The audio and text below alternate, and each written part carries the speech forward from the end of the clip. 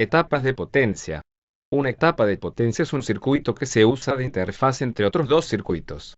Uno de baja potencia y otro de alta potencia. Cuando se quiere controlar una carga con microcontroladores o circuitos digitales, generalmente la carga consume mucha potencia comparado con la potencia máxima que el circuito que lo controla puede entregar. Por esto es necesaria una etapa previa que puede ser controlada por el circuito digital sin dañarlo. Existen diversos componentes electrónicos para manejar las cargas. Y los podemos clasificar según sea para corriente continua o alterna. El más común para controlar el encendido y apagado de cargas en continua es el transistor bipolar. Pero solo si es para potencias bajas. El transistor bipolar trabaja en la zona de saturación cuando conduce corriente, y en zona de corte cuando no conduce corriente.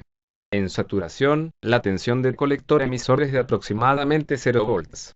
La ganancia de corriente HF, o beta, se hace más chica que en la zona activa. En corte, la corriente de colector es 0. Y la tensión de la fuente es igual a la tensión colector emisor. Ejemplo 1. Supongamos el siguiente circuito. Un circuito externo controla el encendido y apagado de un LED.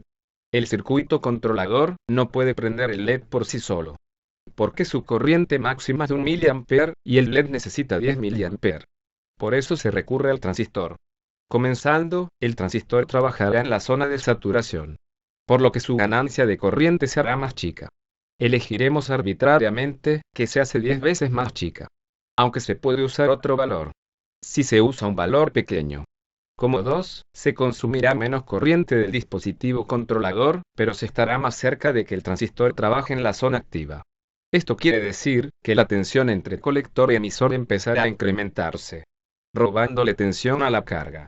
Recuerden que una llave ideal debería tener 0 volts de caída de tensión, porque se debe comportar como un cable. A partir de esto, calculamos la corriente de base, y verificamos que ésta sea soportada por el circuito controlador. Por último, analizamos la malla de entrada del transistor, para que circule la corriente de base calculada. El objetivo es calcular la R1. Configuración Darlington. La configuración Darlington, o Super Beta, es una configuración que aumenta la ganancia del transistor total de corriente. Eso permite que la corriente de la etapa controladora sea más pequeña. En este ejemplo, se usan los mismos datos que el anterior, para poder compararlos. La ganancia de corriente total de la configuración es la multiplicación de la ganancia de corriente de ambos amplificadores. Al ser mucho más grande la ganancia, permite que la corriente sea mucho más chica. Por lo tanto, la resistencia R1 será más grande para limitar la corriente. Limitación de corriente. En el caso que la carga sufra alguna avería, y que provoque un cortocircuito, se deberá proteger el transistor contra dicho aumento de corriente. Para esto, se coloca el transistor Q2 y la resistencia RC. Cuando no se supera una corriente máxima, el transistor Q2 no participa en el circuito. Cuando se supera la corriente máxima, elegida por nosotros, el transistor entra en acción. En este ejemplo, alimentamos el LED con 50 volts, el cual lógicamente producirá una excesiva corriente que puede quemar al transistor y al LED, el cual debería conducir 10 mA. Lo limitaremos a 20 mA, que es la corriente máxima del diodo. Cuando circule en 20 mA por LED y por RC, se producirá una tensión de 0,7 volts en RC. Teniendo en cuenta esto, calculamos el valor de RC. Cuando esto sucede, activa el transistor, haciéndolo conducir corriente.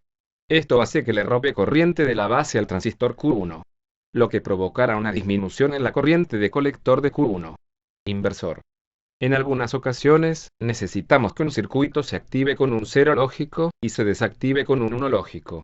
Para esto usamos el inversor. En el circuito, cuando hay un 0 lógico, el transistor Q1 está en corte, por lo que no participa en el circuito. El cálculo se comienza desde Q3. Tomando una corriente de LED de 10 mA y un beta de 270, la corriente de base nos queda igual a la corriente de colector sobre la beta de saturación. La resistencia R1 nos quedará 5 volts menos 0,7 volts sobre la corriente de base. Cuando la tensión de entrada es 0, el transistor Q1 estará en corte. Entonces toda la corriente pasará por R1 y por la base del transistor Q3. Cuando la entrada pasa a 1 lógico, es decir 5 volts, el transistor Q1 se pone en saturación, teniendo una caída de tensión de aproximadamente 0 volts. Esto hace que se apague el transistor Q3, al estar en paralelo.